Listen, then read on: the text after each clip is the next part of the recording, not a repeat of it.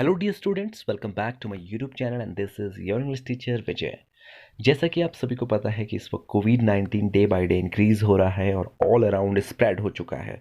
अपनी सेफ्टी के लिए और आपकी सेफ्टी के लिए सबसे ज़्यादा इम्पोर्टेंट यही गवर्नमेंट ने स्टेप लिया है कि स्कूल्स, कॉलेजेस सभी क्लोज कर दिए गए हैं और साथ ही साथ क्लास 10th जो कि आप पास आउट हो चुके हैं विदाउट एनी एग्जामिनेशन, तो ये भी आपके लिए एक बेहतर बात हो सकती है आपकी सेफ्टी के लिए। अब आपकी ज़िम्मेदारी बनती है, आपकी रिस्पॉन्सिबिलिटी बनती है कि आप नेक्स्ट क्लास को ऑनलाइन अटेंड जरूर करें जिससे कि आपकी स्टडीज़ लगातार बनी रहे। तो आज से हम आपकी सबसे पहली बुक जो कि है हॉर्नेबल, जो कि टेक्स्ट बुक है, उसके फर्स्ट लेसन को पढ़ेंगे। इससे पहले थोड़ा सा बुक के बारे में मैं आपको बता दूं। देखिए यहाँ पर आपके लेसन्स कितने हैं ये आपको पता रहना चाहिए। हॉर्नेबल आपकी फर्स्ट बुक है।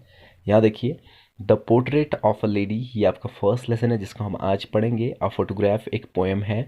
We are not afraid to die if we can all be together, ये आपका लेसन है। देखिए इस तरह से कई सारे लेसन इसमें हैं। टोटल नंबर ऑफ लेसन आपके हैं 8 जो कि आपको पढ़ने हैं और इसमें समथिंग 4 to 5 आपको पोइट्री सेक्शन के पोइम्स मिलेंगे।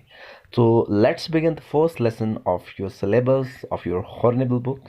तो सभी लोग देखिए, आप लोगों से मैं यही रिक्वेस्ट करूँगा कि आप सभी बच्चे जो हैं लगातार ऑनलाइन क्लासेस को अटेम्प्ट करें और साथ ही साथ सीखते रहें, क्योंकि आपकी स्टडीज़ ना रुके इसलिए ही ऑनलाइन क्लासेस का जो है अरेंजमेंट किया गया है। सो चलिए अब पढ़ते हैं आज का पहला लेसन। देखिए डिटेल्ड बुक में जो चैप्टर है वो पढ़ाने में तो काफ़ी ज़्यादा लेंथी हो जाएगा, इसलिए मैंने इसको एक शॉर्ट समरी बनाई है जिससे कि आपको समझ में आ जाएगा कि आपके लेसन में क्या है।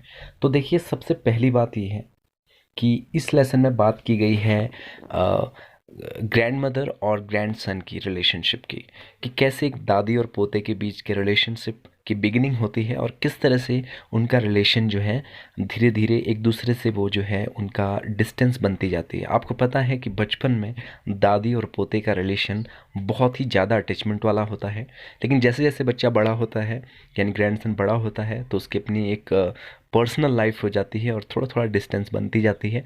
तो यहाँ पर समथिंग 3 to 4 स्टेजेस बताए हुए हैं जिसमें कि ग्रैंडसन के अपनी ग्रैंड मदर के साथ रिलेशनशिप में क्या डिफरेंसेस आए हुए हैं ये इस लेसन में हमें पता चलेगा। So let's begin. तो देखिए थोड़ा सा मेरे पास पॉइंटर नहीं है तो आप ये लाइंस पे ज़रूर ध्यान रखें। Summary of the portrait of a lady, सबसे पहले आपको लेसन का जो मीनिंग है वो भी पता होना चाहिए। The portrait of a lady का मतलब है एक लेडी का यानी एक महिला का शब्द चित्र। पोर्ट्रेट का मतलब तस्वीर भी होता है, फोटो भी होता है, या फिर शब्दों के माध्यम से किसी व्यक्ति के बारे में बताना, शब्द का चित्रण करना है, शब्द के माध्यम से किसी का चित्रण करना। ठीक है, तो ये है आपका लेसन। अब देखिए स्टार्ट कर रहे हैं। यहाँ से पॉइंटर नहीं है, आप पहले ही ध्यान रखें। The portrait of a lady summary is the real story of the writers grand mother. तो देखिए सबसे पहले बता दें कि राइटर की जो ग्रैंड मदर हैं उनका उनके साथ रिलेशनशिप इसमें बताया हुआ है जो कि एक रियल स्टोरी है। The name of the writer is Khushwant Singh, और हमारे इसके राइटर का नेम क्या है जो कि पोता है यहाँ पे, Khushwant Singh. His grandmother was an old lady, और उसकी जो ग्रैंड मदर है वो क्या है, एक ओल्ड लेडी है। The writer tells us the story of his childhood that he had spend with his grandmother, और राइटर ने इसमें अपने बचपन की बात बताई है जो कि उसने अपनी दादी के साथ जो समय बिताया था उसके बारे में। ठीक है, आगे देखिए। The summary of this poem will brief you about the life of the writer with his grandmother, और ये जो समरी है आपको शॉर्ट में बताएगी कि जो राइटर हैं और उनकी ग्रैंड मदर हैं इन दोनों के बीच कैसे रिलेशंस थे।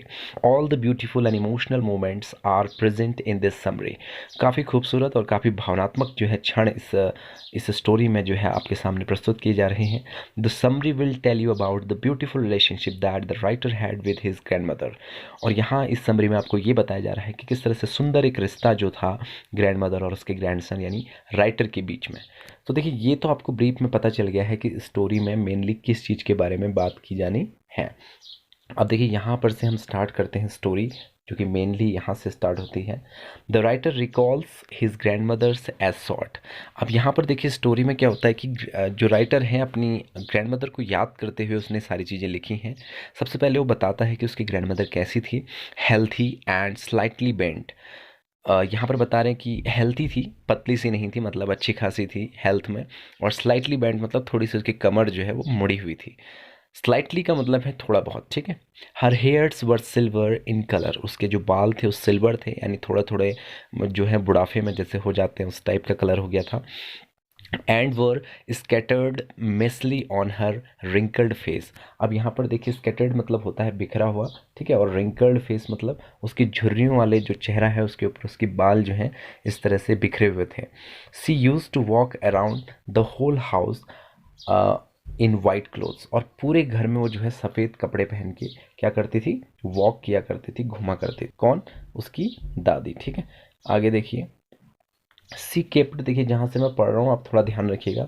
सी kept her one hand resting on her waist and the other hand was telling the beads of her rosary. देखिए एक हाथ जो है वो अपने कमर में रखे रहती थी रेस्ट में, और दूसरे हाथ से जो है बीट्स ऑफ द रोजरी से मतलब जो है टेलिंग करती थी, यानी माला जपते रहती थी और कोई मंत्र उच्चारण करते रहती थी।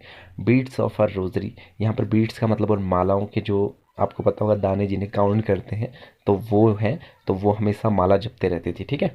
तो यहाँ तक मुझे लगता है कि आपको लेसन समझ में आ रहा होगा।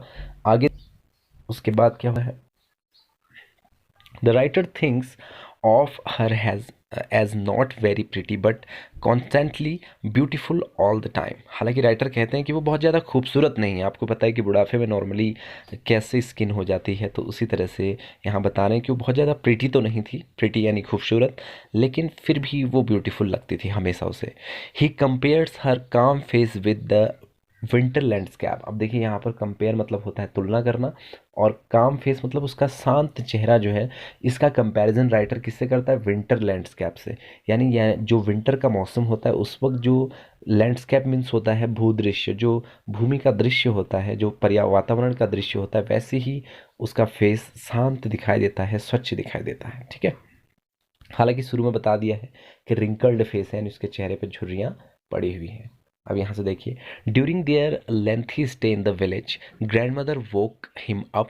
तो जब वो गांव में रहते थे काफ़ी लंबे समय में बचपन में, तो उसकी ग्रैंड मदर क्या करती थी, उन्हें वोक अप करती थी, यानी उठाती थी फ्रॉम द बेड, बेड से, इन द अर्ली मॉर्निंग, जो कि रोज़ सुबह जल्दी जो है उनको उठाती थी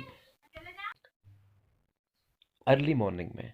प्लास्टर्ड हिज वुडन स्लेट, और उसकी जो वुडन स्लेट है उस पर प्लास्टर्ड करती थी, यानी उसको तैयार करती थी। ऑर्गेनाइज हिज ब्रेकफास्ट, और उसका ब्रेकफास्ट भी तैयार करती थी। And send him to the school, और साथ ही साथ उसको स्कूल को तैयार करती थी। तो देखिए ये बात आपको समझ में आ रही है, क्योंकि जब वो गाँव में थे तो उसकी ग्रैंड मदर उसके लिए खाना बनाती थी, और साथ ही साथ उसकी स्लेट तैयार करती थी जो कि स्कूल में लेके जाता था, ठीक है। और उसके साथ ही रहती थी, पूजा पाठ इत्यादि में भी उसको काफ़ी ज़्यादा कंट्रीब्यूट करने की कोशिश करती थी। आगे देखिए, on their way back to the home she use to give the stale chapatis to street dogs. और उसकी ग्रैंड मदर क्या करती थी, जो बासी रोटियां हैं, यानी देखिए स्टेल में होता है बासी, और चपातीज रोटियां हैं, उनकी ग्रैंड मदर लेके जाती थी। जब वो घर से जाती थी तो वापस आते वक्त जो स्ट्रीट डॉग्स हैं यानी गली के जो कुत्ते हैं उनको वो रोटियां दे दिया करती थी। तो ये सारी गाँव की जो इमेजिनरी है वो सारी यहाँ पर बताई गई है। A turning point in their beautiful relationship, देखिए टर्निंग पॉइंट कब आया उनकी इस सुंदर से रिलेशनशिप में।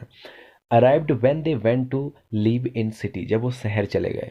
अभी तक तो गांव में थे, साथ में थे, उसकी ग्रैंड मदर उसके लिए ब्रेकफास्ट बनाती थी, उसे तैयार करती थी, उसे स्कूल छोड़ने जाती थी, उसे मंदिर में ले जाती थी, मंदिर में पूजा इत्यादि करते थे, वो लाइन में बैठते थे, और उनकी जो ग्रैंड मदर है वो चाहती थी कि इसको जो है मंत्र वगैरह या फिर जो हम गाते हैं गाना भगवान के लिए, वो उसको बहुत अच्छे से भजन वगैरह याद हो जाए बाय हार्ट। लेकिन यहाँ पर क्या होता है कि इनके रिलेशनशिप में एक टर्निंग पॉइंट आता है जब ये सिटी में चले जाते हैं।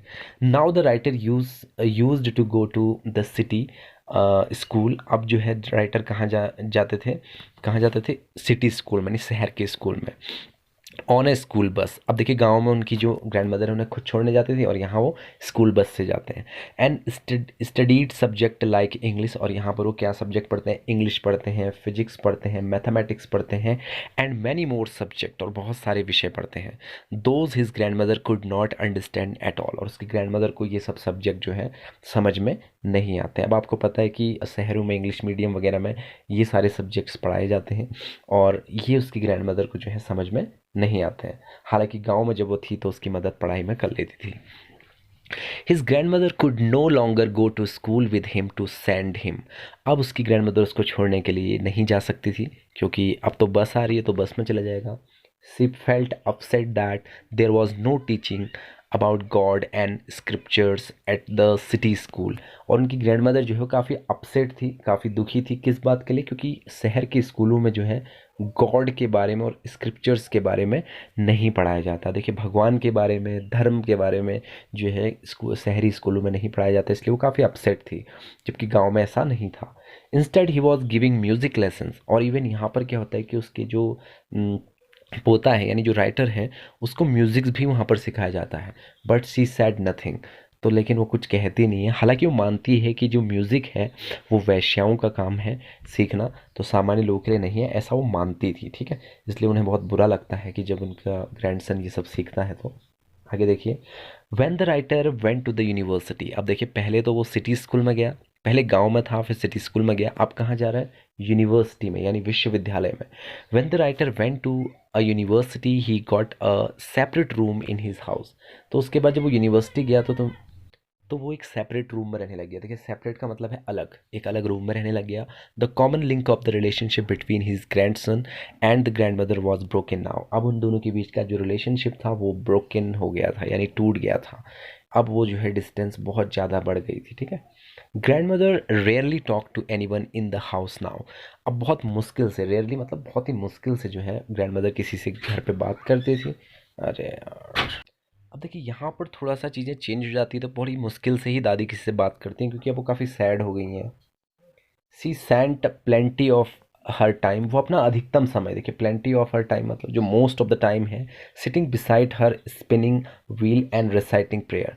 देखिए जो मतलब व्हील चेयर होती है वो उस पर बैठती है और लगातार क्या करती है? रिसाइटिंग प्रेयर्स ऑफ गॉड, भगवान की जो है प्रेयर करते रहती है। रिसाइट करना मतलब गुनगुनाना, गाना। ठीक है, she started feeding the sparrow birds in the afternoon. और साथ ही साथ जो पक्षियां हैं उनको वो क्या करती है? फीडिंग करती है, उनको दाना देती है शाम। तो ये अब उनकी हैबिट्स हो चुकी है, मतलब लगातार वो दिन में बैठे रहती है चेयर पे, व्हील पे, और लगातार क्या करती हैं? माला जपते रहती है और भगवान की प्रेयर में लगी रहती है। ठीक है, तो देखिए यहाँ तक मुझे उम्मीद है कि आप सभी को समझ में आ गया होगा। आगे देखते हैं। When the writer left for abroad his further studies। अब देखिए, अभी तक पहले गांव में था, फिर सिटी स्कूल में गया, फिर यूनिवर्सिटी में, और अब अब्रॉड यानी विदेश में। तो यही रिलेशनशिप इसमें डिस्क्राइब किया हुआ है। अच्छा चैप्टर है, अगर आप आसानी से समझ सकते हैं तो। देखिए, when the writer left for abroad, जब वो एब्रॉड की तरफ गया फर्दर स्टडीज़ के लिए, मतलब मैंने जो है उच्च शिक्षा के लिए, आप ये समझ लीजिए हायर एजुकेशन के लिए। His grand mother did not gate disturbed at all. हालांकि उसके पोते को ऐसा लगा कि उसकी जो ग्रैंड मदर हो काफ़ी डिस्टर्ब हो जाएगी, लेकिन एक्चुअली वो जो है डिस्टर्ब नहीं हुई, वो एकदम नॉर्मल थी उस वक्त जब वो जा रहा था। ठीक है, rather she saw him of at the airport. Even वो उसको वहाँ छोड़ने गई, सी ऑफ करने। Seeing her grand mother at this old age, the writer was thinking that it might be his last meeting with his grand mother. ठीक है, तो यहाँ पर ये बता रहे हैं कि अपनी ग्रैंड मदर के चेहरे को देख के जो है राइटर को ऐसा लगता था कि वो काफ़ी बूढ़ी हो गई है और अब शायद ये मीटिंग उसकी उसके साथ लास्ट रहेगी। तो देखिए, उनकी जो ग्रैंड मदर है वो इतनी बूढ़ी हो चुकी है, उन्हें लग रहा है कि शायद उनकी मीटिंग जो है लास्ट है। लेकिन आगे देखिए, but when he came back home after duration of 5 year. लेकिन 5 साल के बाद जब वो घर वापस आता है, यानी खुशवंत सिंह वापस आते हैं, राइटर वापस आते हैं, his grandmother was there to welcome him back. तो उनकी ग्रैंड मदर जो है वो जिंदा थी उन्हें वेलकम करने के लिए। And he Shaw her celebrate his return. और साथ ही साथ उस दिन ग्रैंड मदर क्या करती है कि जो नेबर्स हैं, पड़ोस की महिलाओं को बुलाती है और ढोलक मंगवाती हैं और नाच गाना करवाती हैं। ये देख के जो है ग्रैंडसन थोड़ा सा सरप्राइज हो जाता है। देखिए, कुछ चीज़ें इसमें शॉर्ट है, मैं आपको बता दे रहा हूँ फिर भी लेसन के according. The next morning after the return of his grandson she got ill. लेकिन जब उसका ग्रैंडसन आया तो उसके नेक्स्ट डे ही वो थोड़ा क्या हो गई? इल हो गई, यानी बीमार हो गई। ऑल दो the doctor told that it was a slight fever and would go away very soon. तो डॉक्टर ने तो ये बोला कि ये थोड़ा सा मतलब बुखार है जो कि जल्दी ठीक हो जाएगा। ठीक है, ये डॉक्टर ने बोला, हालांकि उनको थोड़ा फीवर था, बुखार था। Still she could foresee that her time to leave this world was near. हालांकि उन्हें ऐसा लग रहा था कि उनका समय जो है अब नज़दीक आ गया इस दुनिया को छोड़ने का। She did not want to waste her time talking to someone. वो किसी से भी बात करके अपना समय बर्बाद नहीं करना चाहती थी, सिर्फ भगवान का नाम जप रही थी, अपनी माला जप रही थी। ठीक है, देखिए लास्ट लास्ट का है, थोड़ा ध्यान दीजिएगा। She went to her bed praying and telling the beats till her lips stopped moving and the rosary fell down from his lifeless hand। इसके बाद क्या होता है कि वो अपनी माला लेती है और माला जपते रहती है, उसके होंठ चलते रहते हैं, लेकिन अचानक उसके होंठ रुक जाते हैं और उसकी जो माला है, जो रोजरी है, वो नीचे गिर जाती है, ठीक है, फ्लोर पे। एंड लाइफलेस हैंड उसके इस तरह से बिखर जाते हैं। अब यहाँ पर देखिए, the grief of her death, thousands of sparrows flew in and sat dispersed around her body। तो क्या हुआ कि उसकी मौत के दुख में जिन स्पारोस को वो लगातार फीडिंग करती थी, वो लगभग हजारों संख्या में उसकी डेड बॉडी के सामने आ जाते हैं। All the sparrow flew away without making any noise when the dead body of the old lady was carried away for the last rites। तो देखिए यहाँ पर क्या होता है कि जो स्पारोज हैं वो वहाँ पे आते हैं और कोई आवाज़ नहीं करते हैं और वैसे ही उड़ के चले जाते हैं। इवन जो यहाँ खुशवंत सिंह की मदर होती है वो उनको फीडिंग देती है, कुछ ब्रेड्स देती है, लेकिन वो उसको खाते नहीं है।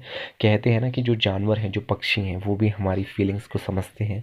साथ ही साथ यहाँ पर यही जस्टिफाई होता है कि बर्ड्स को पता चल गया था कि जो उन्हें फीडिंग कराती थी अब वो इस दुनिया में नहीं रही, इसलिए उन्होंने ना ही कुछ खाया और वो चुपचाप वहाँ से चले गए, उड़ गए।